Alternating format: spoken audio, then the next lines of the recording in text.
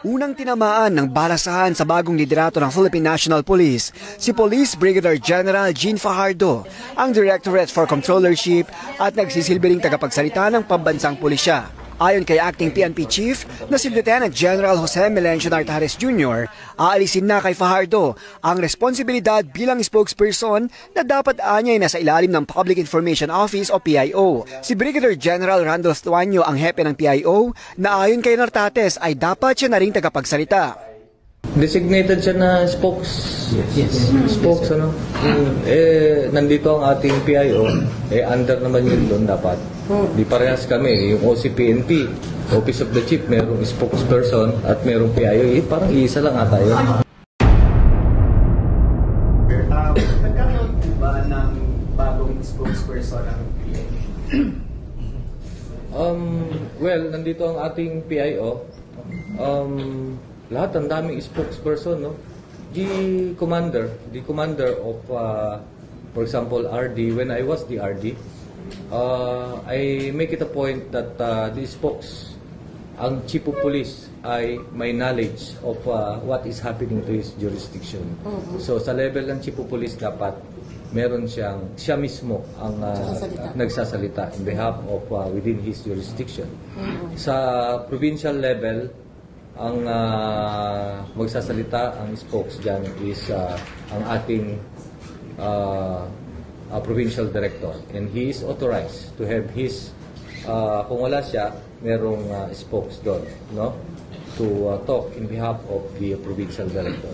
Sa regional office, ganun din, the RD with spokesperson. Here in the national headquarters, ang magsasalita is the Chief PNP and the spokesperson. And yung spokesperson, the PIO, for example, ang office mo, Public Information Office, nandiyan na sa kanila lahat yun. And so, all the repository of reports, nandyan sa kanya. And hinihimay niya yun so that it will be ready to the public, katulad nyo kung meron kayong tinatanong, nasa kanya yan. Okay.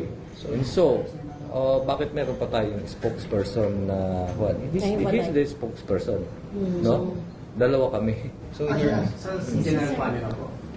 And we will look into that kung saan ba napunta yung spokesperson. So in your absence, sir, pinag-aaralan niya salita na balik kayo. Pwede po kami. Pwede yung pinag-aaralan niyo kung magbalik kayo. Isa po yun sa mga mabagong mangyayari. Yes. Last question, sir. Last question. Hindi na po si General Fajardo, sir. Pag-aaralan nga. Dahil designated siya na spokes. Spokes, ano? Nandito ang ating PIO, under naman yun doon dapat. Di parehas kami. Yung OCPNP, Office of the Chief, merong spokesperson at merong PIO, parang iisa lang ata yun. Pero sa panahon kami, may kipag-coordinate kami, hindi na po kay General Fajardo. Tama po ba, sir? Ang kailangan namin na. Make the procedure. Yes, sir. Okay. So, Just to be clear. so in your absence, si General Tuanyo. So we will make the procedure. Tawagan mo kasi ako agad pagka no? So last question, sir. Para General, last question. Sir, sa Monday na lang yung all other. General Torres, sir. Yung reshuffle ni General Torres, stay pa po ba yun o ni-recall na po, sir? There was a NAPOLCOM resolution, no? Yes, sir. I need to tackle it with the board. So it's How do you intend to honor that resolution by NAPOLCOM? We will tackle that with I will tackle that with the NAPOLCOM. At for sure, i-implement natin yan. But, alam nyo, ang NAPOLCOM, siya ang watchdog sa PNP. Siya ang repository ng ating mga policies and circulars. Gawa rin naman sa PNP yun, and then they affirm. And nakalagay naman sa batas when the PNP was created, nandun din ang organization ng NAPOLCOM. What is NAPOLCOM? Okay? The NAPOLCOM administers the Philippine National Police, and the NAPOLCOM Ang ginagawa niyan, of course, is siya ay the PNP is under their administrative control Yes, and operational supervision. So, klaro naman yun. Kaya nga, dumadaan yung mga promotion sa kanila to confirm. Di ba? That's the policy. To confirm. Sir, General Alaska lang. Preparation po ng BARN. At nagpapasalamat tayo, meron tayong batas na 6975. Pagka hindi natin sinunod, para saan pa yung batas, no? Oo nga. Sige, one last. Hindi, naparami kasi si... Sige, what else? Isa pa. Sir, war on drugs. Anti-drug campaign, sir. O, hindi, ano ba talaga? Sir, last na lang, malilate na si sir. Malilate na si... Sir, update lang sa para sa butong policy. Preparation. Well, 24 hours pa lang ako na chief, and then ang mas nakakaalam niyan is the regional director of BARN. But I was there supervising the operation and giving direction to the operations of the BARN. Of course, yung ating BARN parliamentary election it will push through on October 13, about 2 months from now. August, 2 months from now.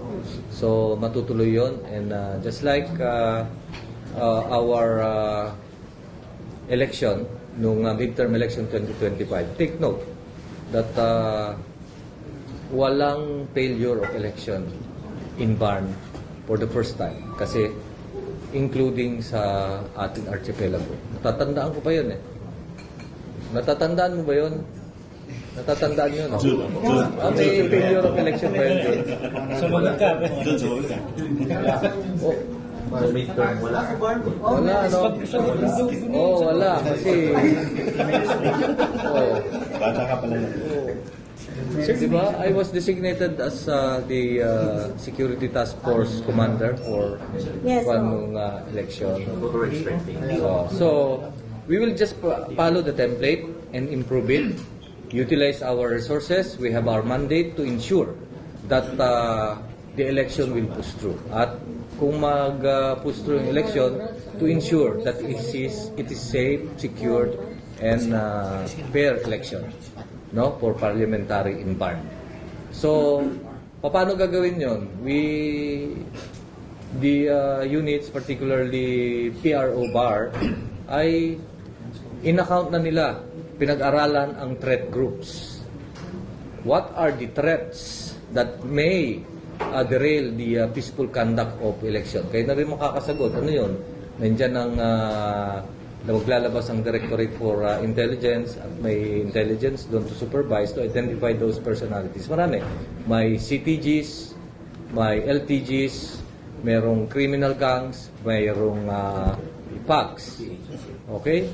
So, pagka-election naman, yan naman ang ginagawa natin, di ba? Guns, goons, and gold. Oh. So, in terms of pinag-aralan na rin natin, in the past, ilan at sino ang gumawa ng karahasan dun sa area at kung anong area. So, they have the data already and get the details from RD Probar. May update ba sir sa gano'ng kadaming deployment tool natin for BARN? Kung hindi ako magkamali, about 6,000 or more. 16,000 additional forces or components yun, complement. Additional To the current strength of the Philippine National Police, including other law enforcement units. Kung kulang, dadagdagan upon our recommendation to the COMELEC. The COMELEC is the deputized lang ang PNP dyan. How about areas of concern, sir? Nakakailan po monitor po natin for BARN? Okay, get the data from Okay. Sir,